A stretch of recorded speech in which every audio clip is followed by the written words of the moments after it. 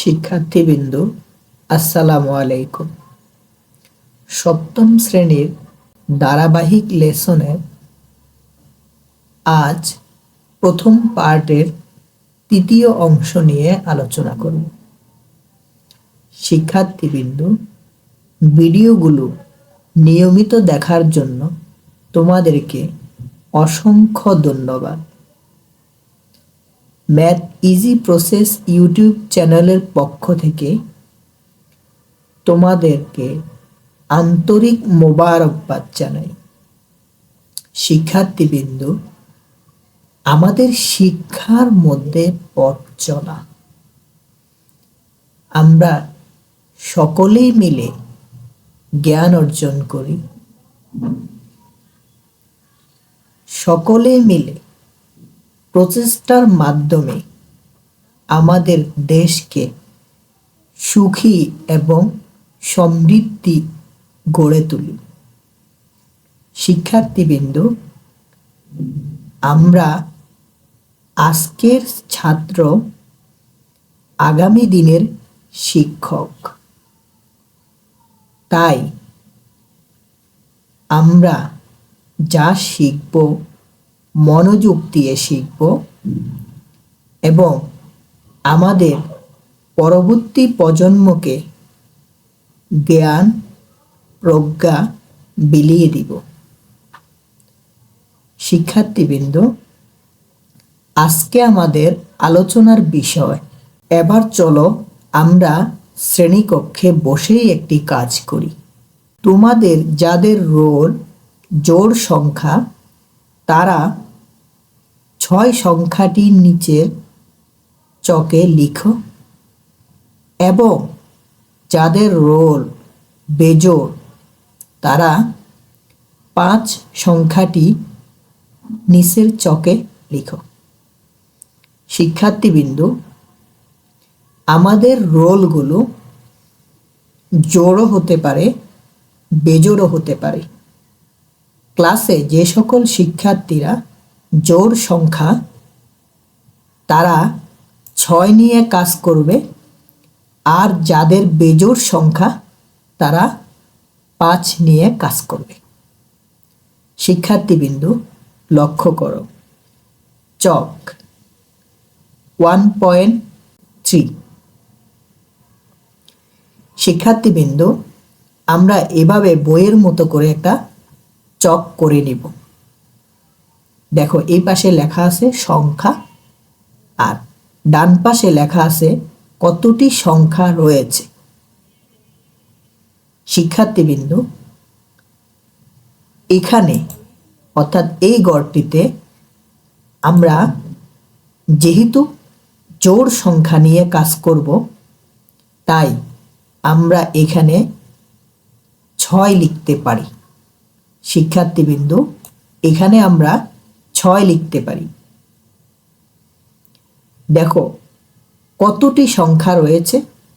শিক্ষার্থীবৃন্দ, একটি সংখ্যা রয়েছে। কয়টি সংখ্যা? একটি সংখ্যা রয়েছে। আশা করে বুঝতে পেরেছ। শিক্ষার্থীবৃন্দ, পরে লক্ষ্য করো। এখন তুমি যেই সংখ্যাটি নিলে, সেই সংখ্যাটি দিয়ে একবার গুণ করো এবং তা নিচের চকের ন্যায় পূরণ করো।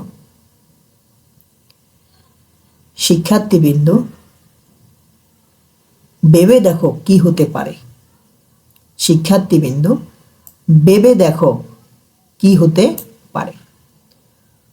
তোমার রোল যদি বেজোড় হয়, তাহলে 2টি 5 গুণাকারে থাকবে, অর্থাৎ গুণাকার হবে 5 গুণ 5। তোমার রোল যদি জোড় হয়, তাহলে 2টি 6 গুণাকারে থাকবে, অর্থাৎ গুণাকার হবে 6 গুণ 6।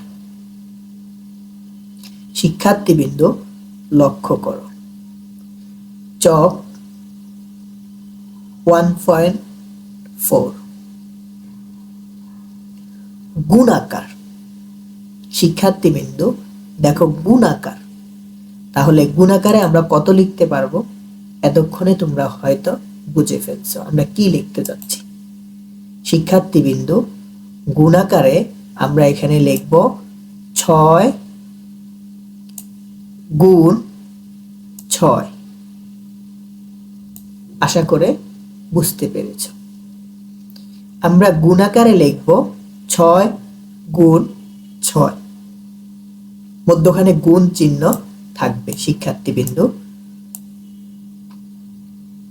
গুণফল, শিক্ষার্থীবৃন্দ তোমরা এতক্ষণে মনে মনে ভেবে ফেলছ কত হতে পারে? শিক্ষার্থীবৃন্দ গুণফল হতে পারে 36। শিক্ষার্থীবৃন্দ তাই আমরা এখানে লিখে দিয়েছি 36। গুণাকারে আলাদাভাবে একই সংখ্যা কতটি রয়েছে? শিক্ষার্থীবৃন্দ লক্ষ্য করো কি বলেছে, গুণাকারে আলাদাভাবে একই সংখ্যা কতটি রয়েছে?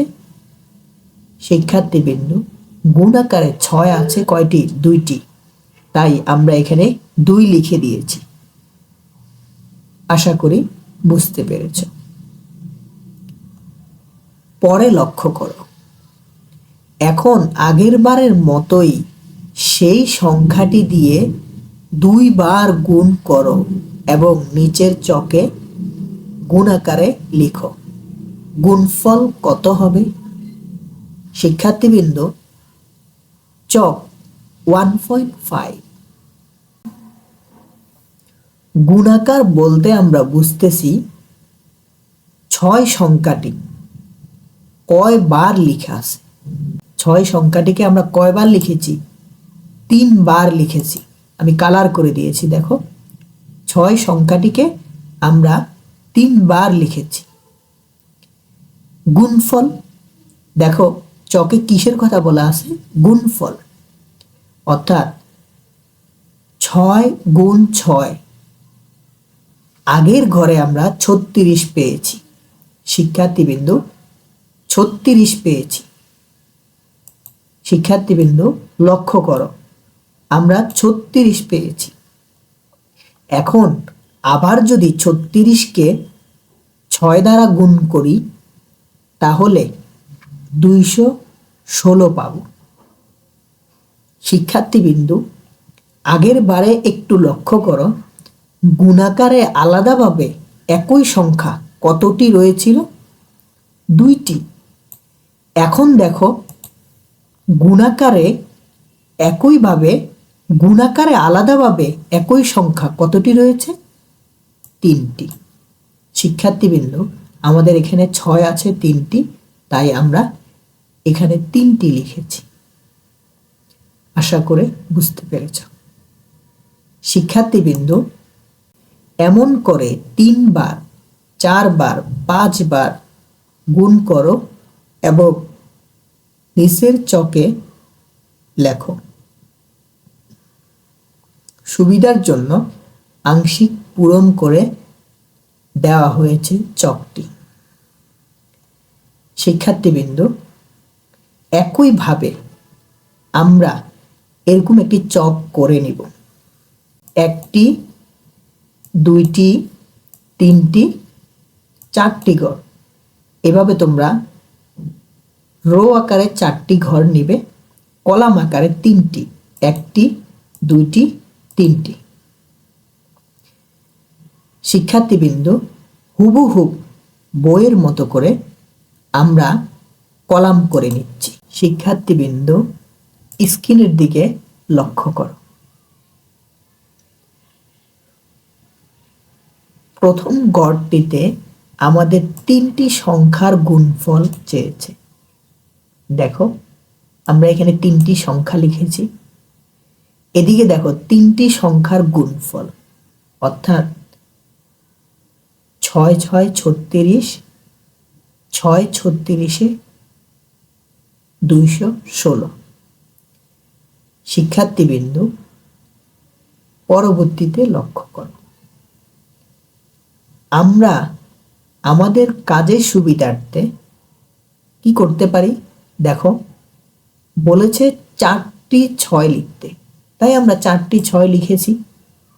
এবার আমাদের গুণ করতে হবে, তাই আমরা 2টি 6কে একসাথ করে নিব, গুণ করব। 2টি 6 6 গুণ করলে কত হবে? 36। আবার 2টি 6 গুণ করলে 36। আমরা 36 গুণ করলে পাবো 1296। আরেকটি সহজ পদ্ধতি আছে শিক্ষার্থীবৃন্দু, লক্ষ্য করো। আমরা যে এখানে 216 পেয়েছিলাম, কয়টি 6-এর জন্য পেয়েছিলাম? 3টি 6-এর জন্য পেয়েছিলাম। তাই 216-র সাথে আরেকটি 6 গুণ করলে আমরা 1296 পাব। শিক্ষার্থীবৃন্দু, আশা করে বুঝতে পেরেছ। পরবর্তী ঘরে 5 বারের জন্য লিখব। কয় বারের জন্য? 5 বার, তাই আমরা এখানে 5 লিখব। শিক্ষার্থীবৃন্দু লক্ষ্য করো, এখানে 4 বারের জন্য আমরা 1296 পেয়েছিলাম। এবার 5 বারের জন্য, অর্থাৎ 4 বারের জন্য যে ফলাফলটি আমরা পেয়েছিলাম, সেই 4 বারের সাথে আরো একবার 6 গুণ করলে আমরা পাবো 7776। আমরা পাবো 7776। শিক্ষার্থীবৃন্দু, আশা করে বুঝতে পেরেছ। ভিডিওটি পজ করে রেখে নিজেরা চেষ্টা করবে এবং একবার বুঝতে সমস্যা হলে আবার রিপিট করবে। ওই জায়গাটি পজ করে রাখবে, আবার চেষ্টা করবে। শিক্ষার্থীবৃন্দ, আমরা এই অংশে সাধারণত জোড় সংখ্যা নিয়ে কথা বলেছি। যেহেতু আমাদের রোল নাম্বার ছিল জোড় সংখ্যা, যদি বেজোড় সংখ্যা হয়, বেজোড় সংখ্যা হলে আমাদেরকে 5 নিয়ে কাজ করতে হবে। শিক্ষার্থীবৃন্দ, তোমরা 5 নিয়ে কাজ করে দেখবে। যদি কোনো জায়গায় সমস্যা হয় আমাদেরকে কমেন্টের মাধ্যমে জানাবে। বন্ধুরা, আজকের মতো বিদায় নিচ্ছি। সকলেই ভালো থাকো, সুস্থ থাকো। আল্লাহ হাফেজ।